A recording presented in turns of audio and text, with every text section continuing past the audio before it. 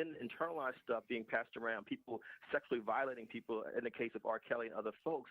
You cannot tell me that there's not a need for not just spiritual healing, but mental, emotional healing. Because it's not like there was a mass therapy session when slavery ended. It was just like, go on, y'all free, figure it out. Absolutely, so that's good. While also dealing with white terrorism in the form of lynchings and bombing our communities like Tulsa, Oklahoma. We know these stories, but unfortunately, we also were taught during slavery was not to talk about stuff. Right, right. Not talk about it. And that's the danger. When you don't talk about stuff, you never heal. You never heal. That's great. And I think that it really points to our topic, hurt people. And guess what? Yes. We're going to continue to perpetuate that if there's not some type of interruption, and not just spiritually, psychologically as well. Now, I'm a pastor and I believe in the spiritual empowerment and stuff, but I believe that there must be a change of thinking. Absolutely. There has to be a renewing of the mind, as the Bible says. And Pastor, that word that you're using, interruption, is one of the best words I've ever heard. I think that's brilliant, and that needs to be said everywhere. Yeah. Interruption. I agree with you. We need that. I agree with you. We need some sir. of that. Yes, we need some Yes, sir. divine interruption, and we need some, and that's from God. And I teach that. I teach that we need divine interruption, and that's from God. However, we also need medical interruption. We need to sit on the couch and get some therapy. We need people to help us learn how to think and talk some things through. You're talking about that post traumatic syndrome.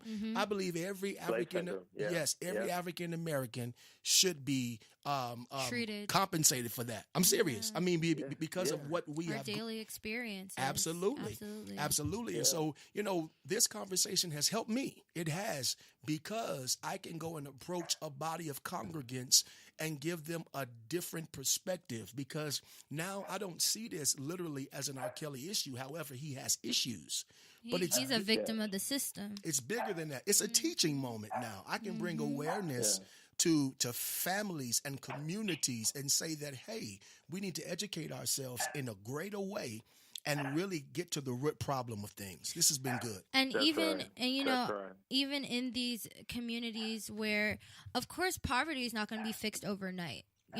So people who live in these areas, all of their financial problems are not going to be fixed, but it definitely is the mentalities that do have to be taught.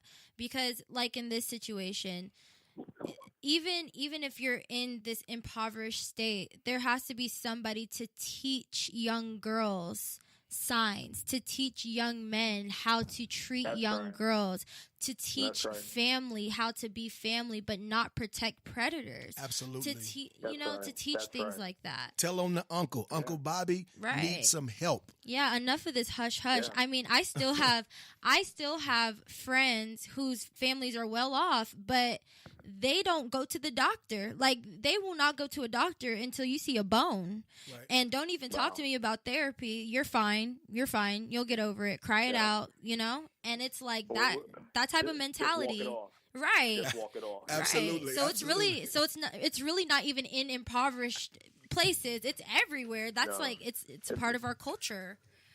I mean, I grew up poor. I have traveled through the black middle class and black upper class. I would say it is just as bad, if not worse, of the serious emotional issues and things that we don't want to talk about and keep hush hush.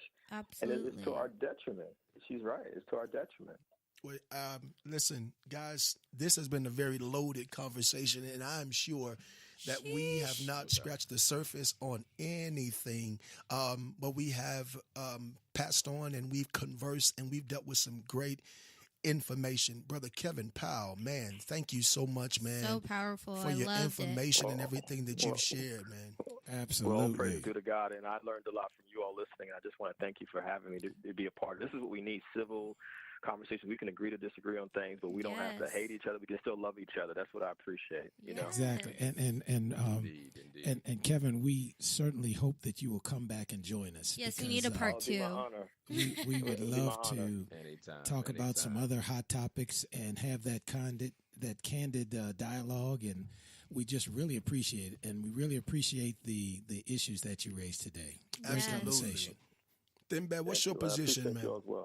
Thinbad, Final what words. is your position? We need to have the deeper discussion about all of these other isms that surround this, that create this kind of thing, and let this kind of thing happen.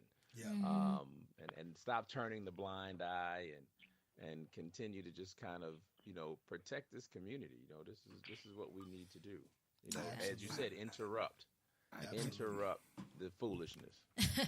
And we have one more comment. What was that? Yeah, we do have one more comment, and this chatter said that how on earth can anyone imagine that drug dealing and pimping can help their families, especially pimping? Dealing something like weed or hallucinogens, yeah, I can see how someone could think that cash from dealing drugs like this can help their families, but pimping, nope, that's straight sociopathville. Pimps care about nobody but themselves. Otherwise, good program. And certainly we appreciate all the comments of our callers. Did anyone want to I just want to say to that? And thank you, Chatter, for that comment. We appreciate all aspects and all perspectives. I want to say that by no means in our discussion are we condoning any type of illegal behavior. Right. We are not saying that pimping is good, selling drugs are good, or anything like that. I believe all of it is illegal and is frowned upon by God as well as us.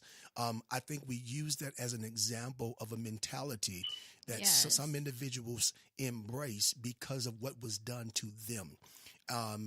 Someone who was abused sometimes have the probability of abusing another in the form of control, in the form of physical abuse or verbal abuse. I mean, people are sick, and sometimes they're sick because something happened to them. And so I want the chat person to understand that we are not condoning pimping. I mean, we don't condone any of that. And if I could just jump in this, Kevin, I just want to bring it back to Dr. King. The last thing that he was trying to organize, as we all know, was a poor people's campaign.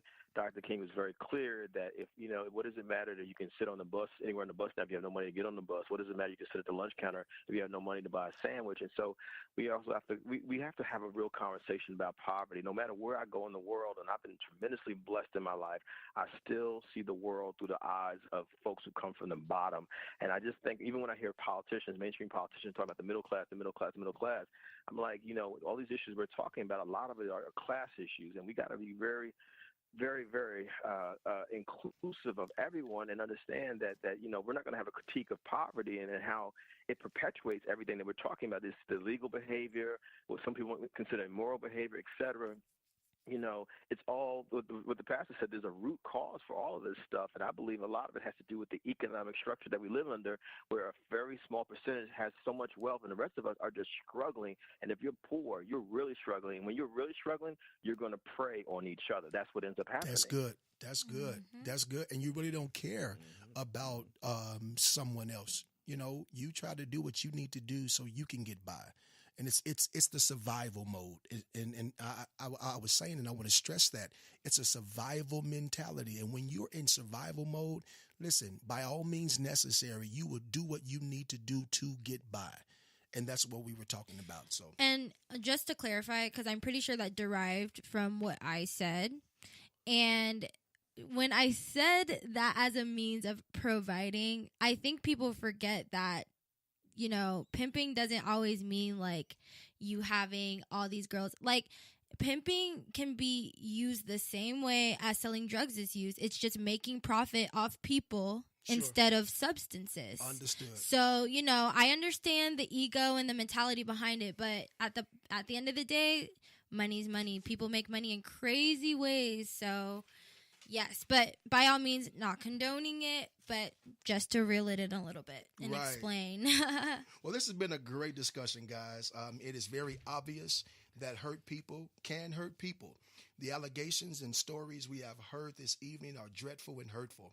My emotions are all over the place when I think about parents who missed the obvious signs and overlooked them because of the allure of stardom. When I think about the victims who will have scars and more painful than any surgical procedure could produce. Or when I think about the innocence of young adulthood that was snatched from the grasp of these young ladies. R. Kelly or any other person that is in the business of hurting people, this behavior represents the worst that society has to offer. Although some coward may have robbed you or of your innocence, it does not extend an invitation for you to do the same thing to others. Let's knock it off. Turn yourself in and get some help. To the industry, take off the blinders and take a stand, because there are hundreds of talented artists who can make great music and uphold the sanctity of decency, pride, and respect. And I want to say this too, that this was a show of awareness. Yes. And I don't believe we scratched the surface of the true issues, but we have brought awareness. We appreciate the callers, the chat people, our guests, the Chief and Beezy, as well as Thin Bad and Brother Kevin Powell. You're a bad brother, man. You guys are tough. And that's all the time we have this week. Thank you. And as we always say, thank you for allowing us to give it to you straight, no chaser. We'll see you guys next week.